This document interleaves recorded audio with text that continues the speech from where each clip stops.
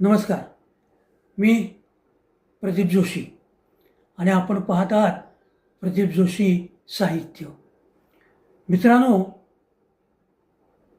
सध्याचं सरकार म्हणजे गमतीशीर सरकार आहे असंच आता मला वाटायला लागले आणि त्याचं कारणही तसं आहे.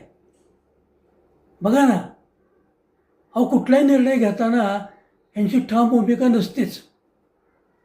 एकदा निर्णय घ्यायचा, पुन्हा माघारी घ्यायचा, पुन्हा घ्यायचा, पुन्हा माघारी घ्यायचा. अरे काय चाललंय? कसला राजकारभार करताय? मला काही कळत नाही. पूर्वी अशी पद्धत नव्हती. आमदार, खासदार, मंत्री हे सगळेजण एकत्र बसून सारासार विचार करून निर्णय घेत होते. आज काय, मनाला वाटलं काढफातवा. त्याचा परिणाम काय होईल, लोकांना त्रास किती होईल ह्याचा विचार कुणीही करत नाही. आज तुम्हाला सांगायचं कारण म्हणजे आपल्या जीवनात आलेली कार्डांची संख्या. किती कार्ड घ्यायची मला सांगा? पॅन कार्ड आहे, आधार कार्ड आहे, बँक ATM कार्ड आहे, डेबिट कार्ड आहे, क्रेडिट कार्ड आहे, मतदान ओळखपत्र आहे, आयुष्यमान भारत कार्ड आहे, NCMC कार्ड आहे, ड्रायव्हिंग लायसन्स आहे, रेशन कार्ड आहे, आभा कार्ड आहे. मला तर असं वाटायला लागलं आहे की गावात जायचं झालं तरी एक पिशवी या कार्डांचीच होईल. कारण कुठं कोणत्या वेळेला कोणतं कार्ड उपयोगी पडेल हे सांगता येत नाही. एकाच कार्डामध्ये वास्तविक सगळं करता आलं असतं, पण नाही. राज्य करताना पैसा मिळवायचा आहे, पैसा कमवायचा आहे, कुठली गोष्टची लालच दाखवायची आणि पैसा वाढायचा. हेच आज एक धोरण बनलेलं आहे. बघा ना तुम्ही, ही सगळी कार्ड काढायची,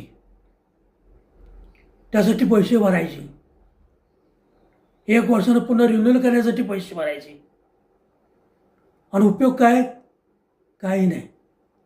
मधनंच कुठलं कार्ड बनवेल सांगता येत नाही. दरवर्षी एक नवीन नियम निघतोय. असलं कुठं शासन असतं काय? देशाची प्रगती व्हायची असेल, राज्याची प्रगती व्हायची असेल तर प्रत्येक निर्णय हा जबाबदारीने घेतला पाहिजे. काही बेजबाबदारी प्रत्येकजण उठतोय सुटतोय, फतवे काढतोय, अमुक पैसे भरा, अमुक कार्ड घ्या. अरे काय धंदा लावलाय असला? STचं आधार कार्ड पूर्वी होतं, चांगलं होतं. आधार कार्ड दाखवलं की सवलत मिळत होती. आता काय म्हणे तर NCMC कार्ड काढा. त्या कार्डाला कुठं 50 रुपये घेतात, कुठं 100 रुपये घेतात, कुठं पुन्हा कार्ड आणताना 20 रुपये घेतात. म्हणजे केवळ पैसे कमवणं हाच या राज्यकर्त्यांचा उद्योग होऊन बसला आहे. माझं तर मत असं आहे की यांच्यावर धाडी टाकाव्यात, ह्यांच्या संपत्तीत चौकशी करावी. सगळे आमदार, खासदार, मंत्री ह्या सगळ्यांची एकदा कसून चौकशी झाली पाहिजे. आणि एकेकाच्या नावावर किती पैसे आहेत, किती त्यांनी गाठोडं साठवून ठेवले, किती जागा मिळवून ठेवल्यात, याची तपासणी एकदा झालीच पाहिजे. सामान्य माणसाला त्रास देत आहे. ह्यांना का सवलत? ह्यांना पेन्शन आहे, फोन बिल आहे, प्रवासी सवलत आहे, सगळं फुकट आहे, विमान प्रवास आहे, कामकाजातले हप्ते चालू आहेत आणि शिवाय वरी शिरजोर बांधतात, सामान्य माणसाकडे सुद्धा पैसे उकळतात. हे कुठं थांबलं पाहिजे आणि हे थांबवणं हे अत्यंत गरजेचं आहे. एक वेळ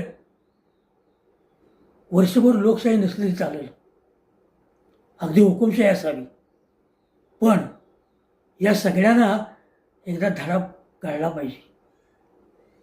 त्याशिवाय आपल्या देशाची प्रगती होणार नाही, आपल्या राज्याची प्रगती होणार नाही, आपल्या गावाची प्रगती होणार नाही. अहो ग्रामपंचायत, नगरपालिका, महानगरपालिका, जिल्हा परिषद, पंचायत समिती, मंत्रालय, कुठलेही खातं घ्या, जिकडे जाईल तिकडं सगळा पैशाचा व्यवहार. मला सांगा यातनं मार्ग निघणार कसा? सामान्य माणूस किती हतबल झाला आहे हे जरा फिरून पहा, म्हणजे मग तुम्हाला तुमचं कृत्य काय आहे याची कल्पना येईल. बघा, सुधारता आलं तर सुधारणा करा, एवढीच माफक अपेक्षा. धन्यवाद. माझा व्हिडिओ आपणास कसा वाटला? आवडला असेल तर लाईक करा, शेअर करा, सबस्क्राईब करा आणि कमेंट द्या, जरूर द्या.